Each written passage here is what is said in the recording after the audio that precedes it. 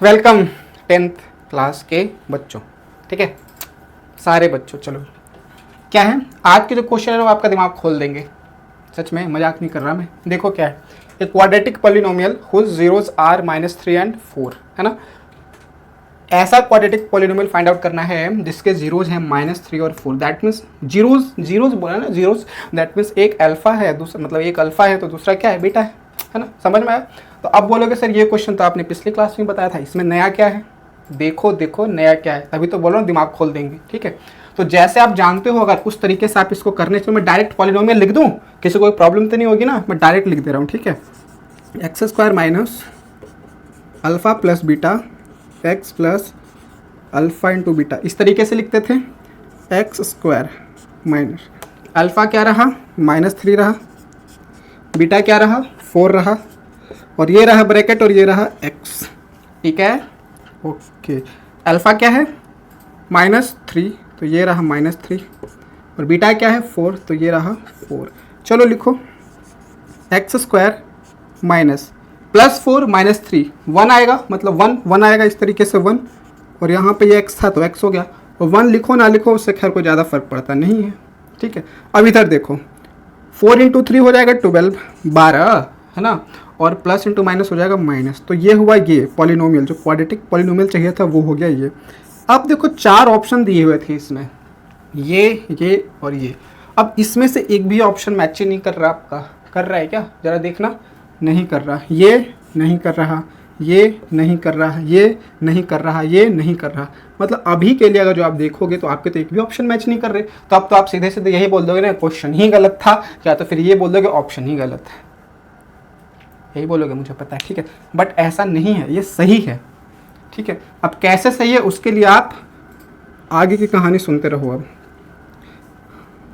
देखो हम क्या जानते हैं, हम ये जानते हैं कि x² plus bx plus c जो होता है उसको हम लिख लेते हैं इस तरीके से, x² minus alpha plus beta x plus alpha into beta, इस तरीके से लिख लेते हैं। अब मेरी बात ध्यान से सुनो, जो पिछली क्लास थी उसमें मैंने लास्ट में कुछ आपको बताया था कि अगर डिनोमिनेटर रहेगा है ना, फ्रैक्शन में आएगा तो डिनोमिनेटर के एलसीएम और पूरे में मल्टीप्लाई कर दो। दैट मीन्स मल्टीप्लाई करने का एक सिलसिला चला था, है ना, कि मल्टीप्लाई अगर डिनोमिनेटर, अगर देखो अगर सिंपली ऐसे भी रहता, मान के चलो कि ऐसा रहता x² 3x रहता +4 रहता, तो इस केस में डिनोमिनेटर तो बनते हैं ना, जैसे इसके नीचे 1 है, इसके नीचे 1 है, इसके नीचे 1 है। तो मेरे कहने के अकॉर्डिंग आपने ये किया था कि डिनोमिनेटर के एलसीएम लिया था और तीनों में मल्टीप्लाई किया था। अगर यहाँ पे देखो तो डिनोमिनेटर 1 है, 1 है, 1 है, 1 का एलसीएम 1 ही होता है। अगर 1 को सब में मल्टीप्लाई करोगे तो यही मिलेगा। दैट मीन्स ये कि एक ऐसा नंबर होता है जिसको इसमें अगर मल्टीप्लाई कर दिया जाए तो पॉलिनोमियल के बस लिखने का ढंग बदलता है, लेकिन वो क्वाड्रेटिक पॉलिनोमियल रहता है। और चाहे उस तरीके से 1000, 2000, 3000 जितने भी नंबर इसमें मल्टीप्लाई करो, पॉलिनोमियल देखने में तो चेंज होते रहेंगे, लेकिन उनके जो रूट्स आएंगे, जीरो जाएंगे, वो हमेशा -3 और 4 ही निकल के आएंगे, कुछ और कभी आ ही नहीं सकते। तो ऐसा अगर ध्यान से देखा जाए ना तो ये आपका इनकम्प्लीट होता है, ये लिखने का तरीका इनकम्प्लीट होता है। इसके साथ एक चीज़ और लगी होती है, और वो चीज़ होती है कि आगे इसमें कांस्टेंट टर्म के यहाँ पर रिप्रेजेंट करता है कोई भी किसी कांस्टेंट नंबर को, वो होता है मल्टीप्लाई। क्या होता है? कोई भी एक कांस्टेंट मल्टीप्लाई होता है। समझ में आया? अच्छा ठीक है, बस हो गया। अब ये बहुत ही ज़्यादा एक्यूरेट वे है इसको याद रखने का, समझ में आया? बहुत ज़्यादा एक्यूरेट वे है याद करने का, जहाँ पे अगर के बारे में कहा जाए तो के इज़ रियल कांस्टेंट। के एक रियल कांस्टेंट है। 10th क्लास में आप रियल नंबर तक ही लिमिटेड रहते हो, इसलिए यहाँ पे मैं इसे रियल कांस्टेंट ही बोल रहा हूँ, वेयर के इज़ रियल कांस्टेंट। अब रियल कांस्टेंट तो ये कुछ भी हो सकता है भाई, रियल कांस्टेंट है, फ्रैक्शन हो सकता है, पॉइंट हो सकता है, कुछ भी हो सकता है। समझ में आया? तो अब आपसे एक ये बहुत ही खूबसूरत सी चीज़ ये भी याद रखो, ठीक है। अब देखो, अब इसका हेल्प मैं यहाँ लेता हूँ, आप इसे ध्यान से देखना। ऑप्शन तो कोई मैच नहीं कर रहे, खैर ये तो कभी कर ही नहीं सकता क्योंकि यहाँ पे प्लस था, ये नहीं कर सकता क्योंकि यहाँ दोनों जगह प्लस था, ये नहीं कर सकता, ये कर सकता है क्या? नहीं, क्योंकि यहाँ पे देखो, यहाँ पे माइनस है और यहाँ पे प्लस है, बट इसमें प्लस और माइनस है, दैट मीन्स ये नहीं कर सकता, ठीक है। लेकिन इसके बारे में हमें थोड़ा डाउट है। कैसे? अगर मैं इसी वाले में 1/2, अगर 1/2 का मल्टीप्लाई कर देता हूँ, इसी में मैं 1/2 का मल्टीप्लाई कर देता हूँ, तो देखो क्या आएगा, ये टर्म हो जाएगा x² 2, ये टर्म हो जाएगा x/2 और ये हो जाएगा -12 इंटू 1/2, 2 से 12 6 टाइम में कैंसिल हो जाएगा, तो यहाँ पे रहेगा सिर्फ और सिर्फ 6। दैट मीन्स ये ऑप्शन जो था ना वो करेक्ट वाला था, जिसको आप गलत मान के चल रहे थे। ये ऑप्शन क्या था? करेक्ट वाला था। तो इसमें हमने एक नई चीज़ सीखी कि अगर हमें ये पूछा जाता है कि इसमें k की वैल्यू क्या है, तो k की वैल्यू देखो ये है, ये k की वैल्यू है। क्वेश्चन इस तरीके से भी बन सकता था कि भाई ये x करो और मुझे k की वैल्यू लिख के बताओ अब क्या आएगा, तो इस तरीके से भी हो सकता था, ये क्वेश्चन इस तरीके से भी बनाया जा सकता था। तो ये था दिमाग खोलने वाला क्वेश्चन। समझ में आया? कुछ समझ में आया कि क्या मल्टीप्लाई होता है? अब देखो ये जो k, जैसे यहाँ पे मैंने 1/2 लिखा ना, तो ये बना, इसके साथ 1/2 ये होता है बेस। अब इस बेस के साथ कुछ भी मल्टीप्लाई करते जाओ, एक नया पॉलिनोमियल तो बनते जाएगा, लेकिन सबके रूट, सबके जीरोस -3 और 4 ही निकल के आएंगे, कुछ और निकल के कभी आएंगे ही नहीं। अगर आप इसे सॉल्व करोगे ये भी -3 4 देगा, इसे सॉल्व करोगे ये भी -3 और 4 देगा, ठीक है। अगर मान लो कि आप k की वैल्यू कुछ और 2 4 5 6 9 8.28 वो कुछ भी ले लो, कुछ भी ले लो, कुछ भी ले लोगे, उस पॉलिनोमियल को जब सॉल्व करोगे तो उसके भी जीरोस -3 और 4 ही निकल के आएंगे। तो देखा कितने कमाल का क्वेश्चन था, ठीक है। मैं ये क्वेश्चन और लिखता हूं, इसको नोट करो। चलो ये है क्वेश्चन नंबर 2, क्या है? The number of polynomials. ध्यान से क्वेश्चन पढ़ना, नंबर ऑफ पॉलिनोमियल्स पूछा गया है, मतलब कितने पॉलिनोमियल्स बनेंगे, है ना, कितने पॉलिनोमियल्स बनेंगे जिसके जीरोस एक तो -2 होगा और एक 5 होगा। तो जीरोस की बात हुई है, मतलब कि एक तो अल्फा दिया हुआ और एक बीटा दिया हुआ है ना। तो मैं अल्फा प्लस बीटा अगर लिखना चाहूँ तो क्या हो जाएगा, -2 + 5 = 3 हो जाएगा।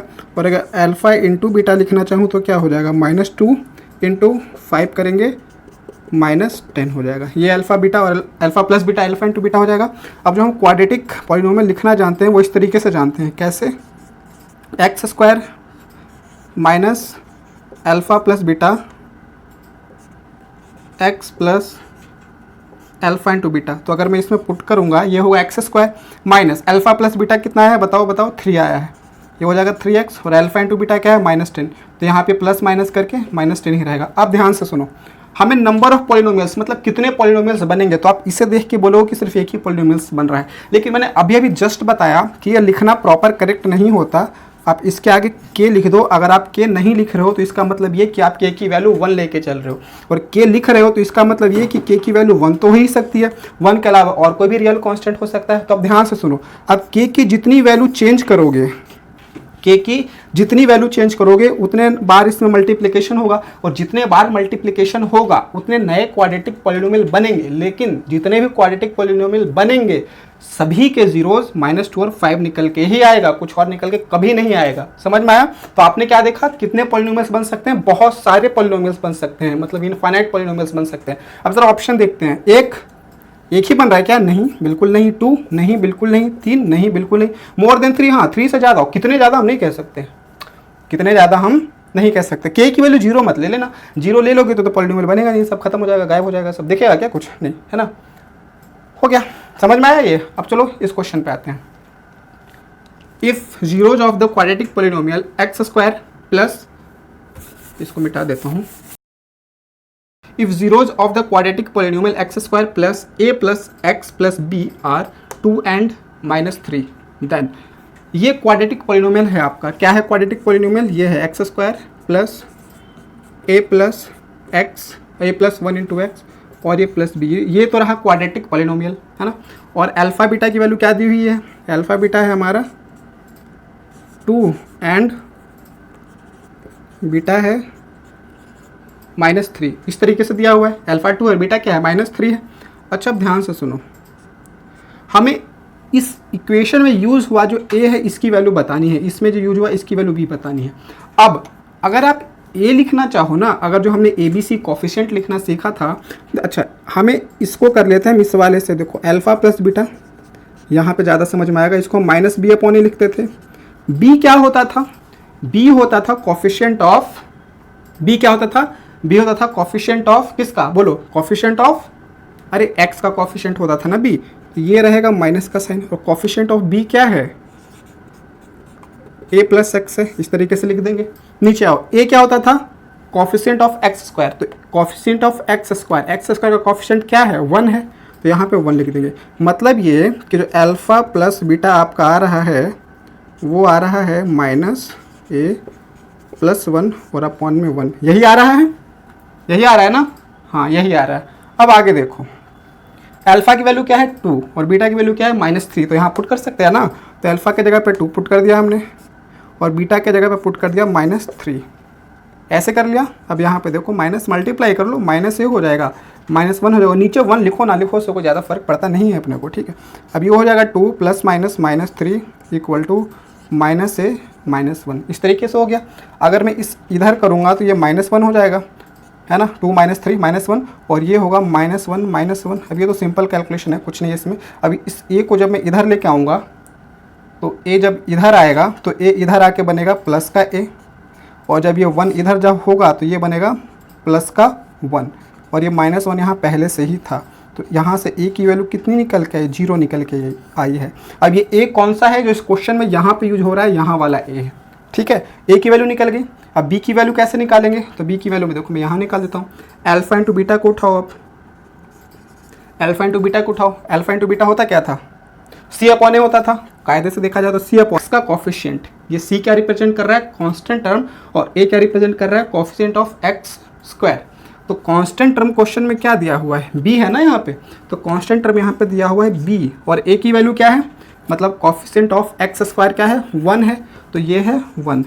अब देखो अल्फ़ा मतलब यहाँ पे क्या हो गया है कि अल्फ़ा इंटू बीटा हो गया है B/1, B/ मतलब सिर्फ B लिखो, 1 का क्या मतलब, ठीक है। अल्फ़ा की वैल्यू कितनी है, 2 है, और बीटा की वैल्यू कितनी है, -3 है। तो 2 × -3 जब कर लोगे और इक्वल टू B कर दोगे तो ये होगा -6 इक्वल टू B, इसको सीधा कर लो, B इक्वल टू -6 हो गया। तो A की वैल्यू कितनी निकल के आई, 0, और B की वैल्यू कितनी निकल के आई, -6। कौन सा ऑप्शन करेक्ट, ये ऑप्शन करेक्ट, मिल गया आंसर। तो ये बहुत अच्छे क्वेश्चन थे, NCERT एग्जाम्पलर के क्वेश्चन ही दिमाग खोलने वाले, ठीक है। देखो हरियाणा बोर्ड के पेपर जो बनते हैं ना इस लेवल के नहीं बनते, बट CBSE बोर्ड के जो पेपर बनते हैं वो इस लेवल तक के बनते हैं, है ना। तो प्रैक्टिस करो, अच्छी अच्छी चीज़ें सीखना चाहिए हम लोगों को। तो बस आज इतना ही पढ़ते हैं, बाय बाय। ये सेशन अच्छा लगा होगा लाइक कर लेना, शेयर कर लेना और सब्सक्राइब कर लेना, ठीक है। चलो बाय।